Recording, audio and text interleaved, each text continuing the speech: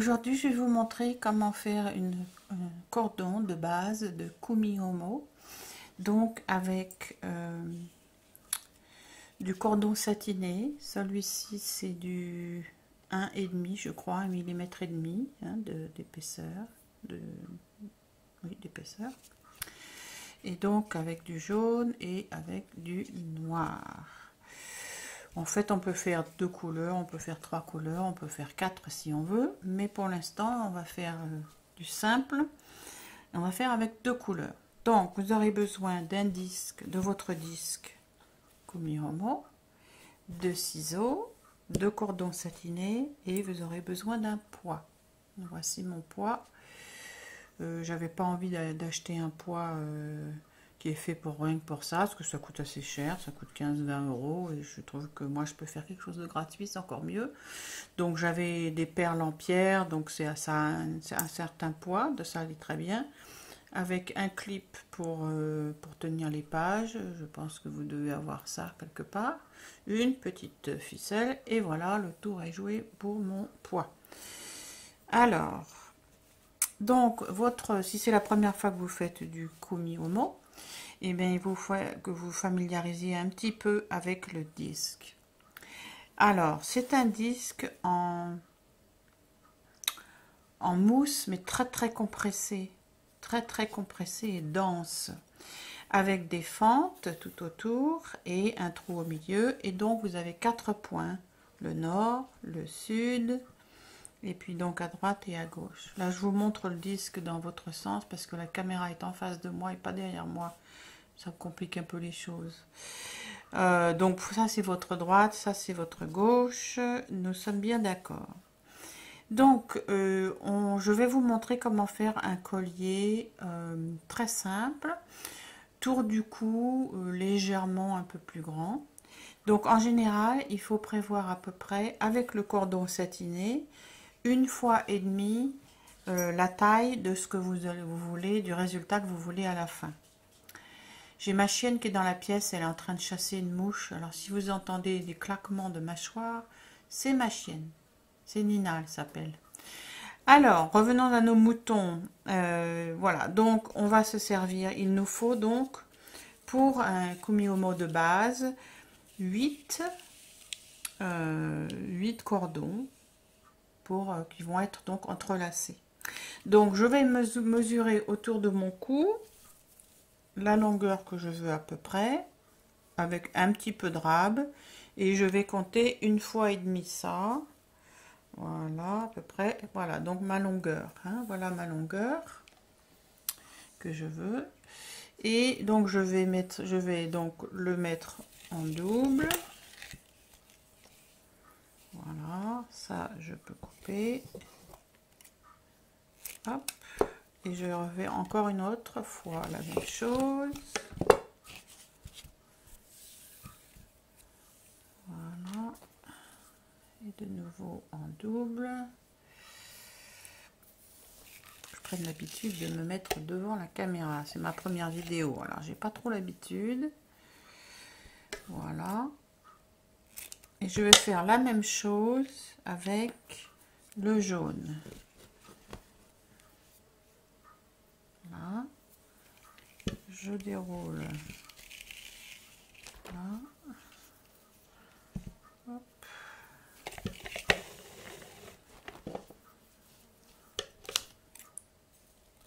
Deux.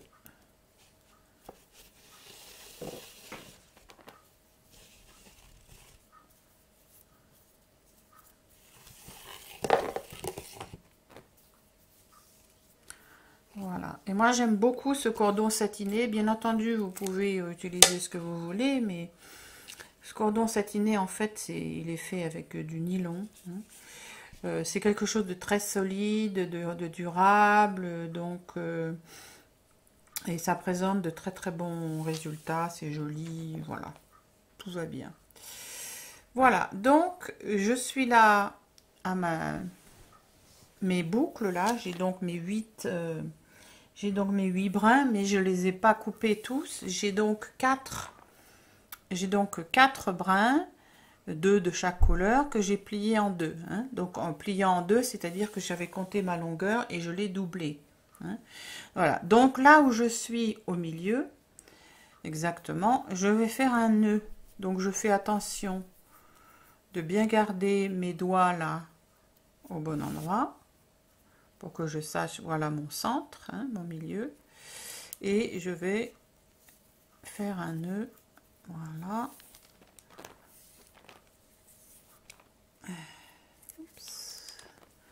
Voilà, en m'assurant que je vais faire mon nœud juste là où était ce milieu. Voilà, j'y suis. Hein, voilà. Ensuite, là, je vais mettre mon poids avec mon petit clip, là, mon petit poids ingénieux. Voilà. Et comme ça, je vais avoir une certaine résistance, hein, avec mes fils. Je les passe donc à travers le trou du... Voilà. Alors, il faut vous dire que la façon, donc ça c'est c'est pas une natte, on peut pas appeler ça une natte, la technique de base de Kumiomo. Il y a des techniques un peu plus compliquées, mais celle-ci c'est celle de base et en fait c'est celle qu'on voit la plus couramment, qui est utilisée la plus couramment. Oups, je suis à l'envers, alors je vais le remettre dans votre sens, excusez-moi, j'ai pas l'habitude de faire comme ça. Voilà, c'est donc dans votre sens maintenant pour la caméra. Donc il faut que vous sachiez que avec vos 8 cordons, il y en a 4 qui vont être plus à l'extérieur et 4 qui vont être plus à l'intérieur du cordon. On verra quand même un petit peu, mais beaucoup moins. Donc, moi, ici, je voudrais une dominante noire. Donc, pour avoir une dominante noire, c'est-à-dire que mes cordons se retrouvent plutôt à l'extérieur du cordon de Kuimino, il faut que je mette mes cordons noirs à l'est et à l'ouest. Hein. Donc... si je ne me trompe pas, mais je crois que je ne me trompe pas. Voilà. Donc j'en mets un au-dessus du rond de droite et un au-dessous du rond de droite. Hein, voilà. De l'autre côté, je vais mettre les deux autres noirs. Voilà. De la même façon, un au-dessus du cercle et un en dessous. Et enfin, les jaunes, on va mettre un là, un là, et enfin un ici et un là. Et alors, il faut vraiment pas que vous vous souciez du fait qu'il soit un petit peu mélangé là au tout début, ça n'a pas d'importance, hein. De toute façon, cette partie sera coupée plus tard. Voilà. Ce qui est important par contre, c'est que donc vous ayez votre poids et que vous arriviez à maintenir ce poids. Voilà. Donc une fois que vous allez avoir votre cordon, votre collier qui commence à grandir, votre poids va se retrouver par terre, il va se retrouver sur votre table. Ici, moi, j'utilise un plateau sur mes genoux parce que ça me va mieux comme hauteur. Autrement, j'ai une tendance à soulever mes épaules constamment et après, j'ai des problèmes de cou.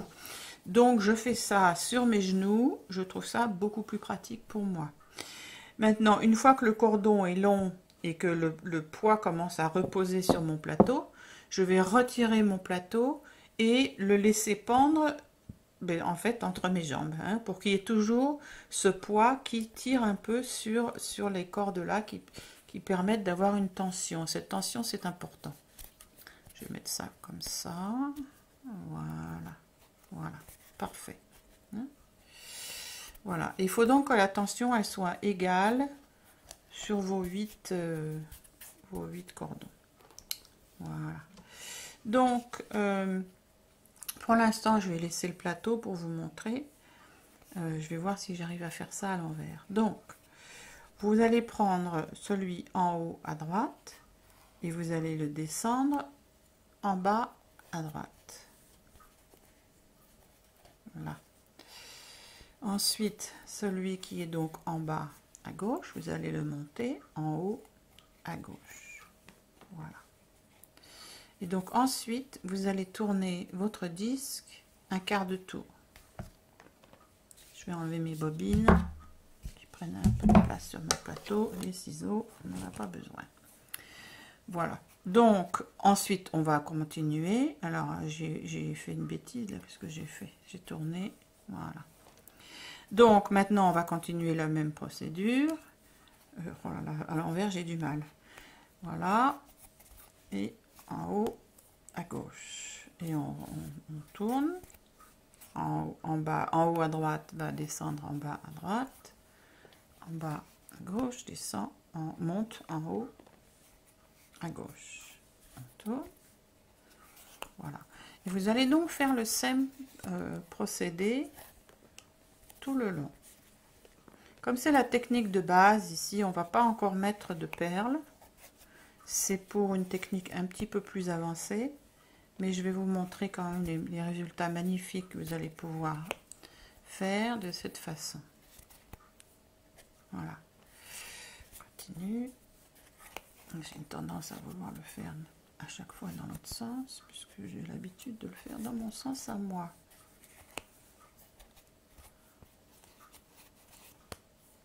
Voilà. Et on continue. Hop. Voilà. On va tourner. Voilà. Tourner. Vous voyez, c'est donc quand même relativement simple. C'est simple, ceci dit, quand on débute, il faut vraiment faire attention parce qu'on peut se tromper. Ça arrive assez facilement. Et si on se trompe, ben, ça va se voir tout de suite sur votre résultat. Bon, j'espère que je ne vais pas me tromper là, vu que je suis en train de le faire à l'envers. Oups, oui, je vais me tromper là. Je le fais à l'envers pour la caméra. Faut que je trouve un moyen d'avoir la caméra derrière moi et j'ai pas encore réussi à trouver un système qui marche. Voilà.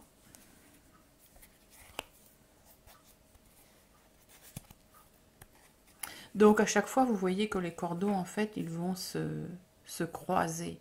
Il n'y a pas de nœuds qui se font là. Hein. Ils se croisent simplement. Donc c'est une bonne idée à chaque fois de tirer vos fils. Vous verrez que quand on travaille avec quand on commence à travailler avec des perles, il faut avoir des bobines spéciales pour enrouler nos fils, pour que tout ça ne s'en mêle pas. Mais c'est pour plus tard. Voilà. Alors je voulais vous dire aussi qu'au début, avant de commencer, moi je ne voulais pas acheter un disque sans savoir si ça allait me plaire ou pas. Donc j'ai fait le mien et je vais vous le montrer. Je ne l'ai pas là près de moi. Oh, si. Alors, vous voyez là, je m'apprête à m'arrêter. Donc si je m'arrête et quand je reprends mon disque plus tard, je ne vais pas savoir où j'en étais. Donc un truc très important, c'est que bon là, j'en suis là. Je vais faire la moitié de mon mouvement et je vais poser mon disque là. Ce qui fait que là, quand je vais reprendre mon disque un peu plus tard, hein, si quelqu'un vous appelle ou vous êtes interrompu, etc., toujours laissez votre disque comme ça. Ce qui fait qu'ensuite, quand vous revenez, vous savez que là où vous en avez 3, vous devez reprendre ainsi. Voilà. C'est simple, mais c'est logique. Mais il fallait y penser. Hein. C'est pas moi qui ai inventé. Hein, j'ai appris. Voilà. Continue. Donc là, je vais interrompre pour vous montrer le disque que moi j'avais fabriqué au départ. Voilà. Avant ça, je vais vous montrer déjà ce qu'on obtient déjà en si peu de temps. Je pense que vous devez bien le voir là. Déjà, on a à peu près 2 cm de cordon. Et comme vous le voyez, comme je vous le disais, la dominante va être sur le noir. Parce que le jaune est plutôt en dessous.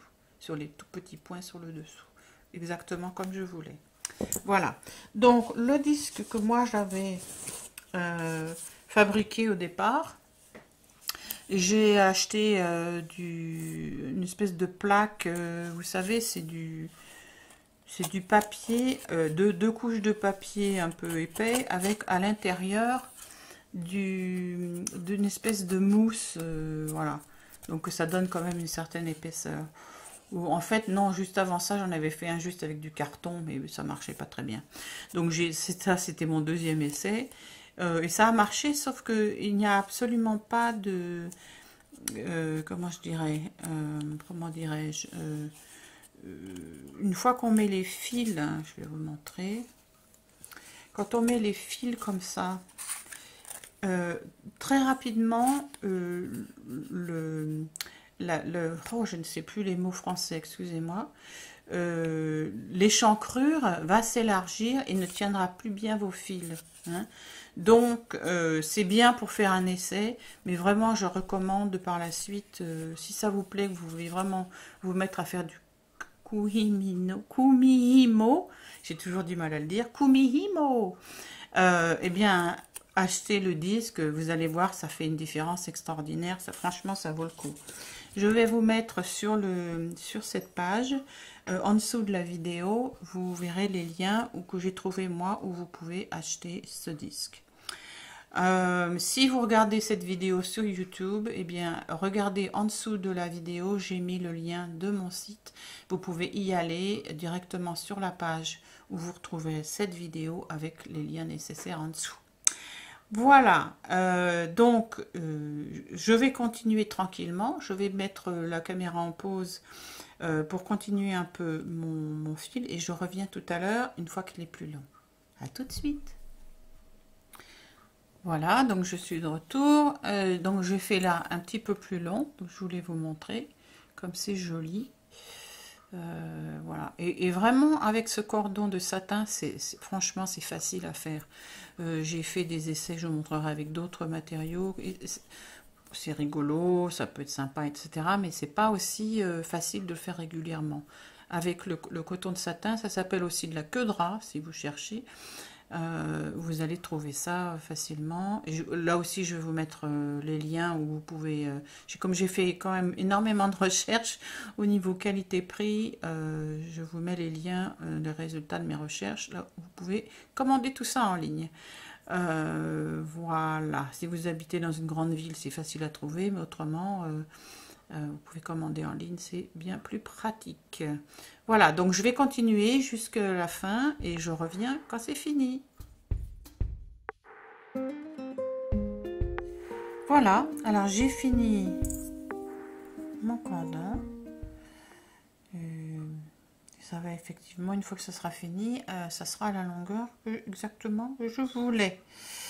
Alors, une petite note par rapport à ce que j'ai dit tout à l'heure, que la façon dont j'avais positionné les noirs à droite et à gauche et les jaunes en haut et en bas pour avoir une dominance sur le noir. En fait, ce concept, c'est vrai quand on a des fils de différentes épaisseurs. Hein. Il y a donc le fil qui est plus épais, qui va être plus... étant plus épais, il va être plus gros sur le cordon. Je ne sais pas très bien m'expliquer, excusez-moi. Voilà, mais donc il faudra les placer les plus épais ici, ceux en fait que vous voulez voir en prédominance. Si vous voulez les plus fins en prédominance sur l'extérieur, ce qui en fait est moins joli, vous les mettriez là. Mais moi je vous recommande de mettre les fils plus épais de ces côtés-là, à droite et à gauche, plutôt que au nord et au sud. Voilà, donc pour finir, je vais vous montrer comment faire une finir. On ne peut pas simplement retirer les fils maintenant, parce que les fils étant simplement entrelacés et non pas formés avec des nœuds, tout se défrait très rapidement. Donc il faut d'abord prévoir de faire un nœud pour que ça ne bouge pas. On est bien d'accord. Donc, ce que je vais faire, c'est que d'abord, je vais enlever le poids. Là, j'ai plus besoin de ça. Voilà. Et je vais donc pincer avec mes doigts, là, bien comme il faut, pour que rien ne se défasse quand je vais enlever mes fils. Je pense que vous voyez bien mes doigts, là, hein, en train de pincer. Voilà. Et je vais donc enlever mes 4 fils, mes 8 fils. Voilà. les retirer. Et je vais donc, tout en le tenant bien serré là, pour que ça ne se défasse pas, je vais faire un nœud avec tous mes fils. Et je vais le faire glisser pour qu'il arrive juste à l'endroit au début, enfin là où mon kumihimo s'arrête. Je tire bien sur tous les fils pour qu'il soit bien, que mon nœud soit bien serré.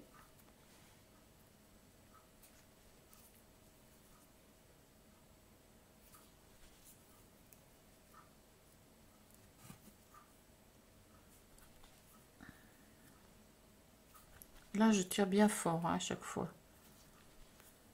Voilà, encore deux. Voilà, il y en a un qui n'a pas l'air d'être très bien serré là. Je sais pas quel c'est, un noir. Voilà, parfait. Voilà, et donc mon nœud, il se trouve bien juste à l'endroit où le tressage s'est arrêté. Hein? Voilà. Sur une autre vidéo, je vais vous montrer comment terminer les bouts, mettre donc une attache, voilà, et puis voilà, donc ça vous fait le tutoriel pour le cordon kumihimo de base, hein, celui de base, et c'est vraiment celui que vous allez utiliser le plus souvent si vous vous êtes donné à ce plaisir-là. Voilà. Si vous avez des questions, n'hésitez pas, postez-les en dessous de cette vidéo et j'y répondrai très rapidement.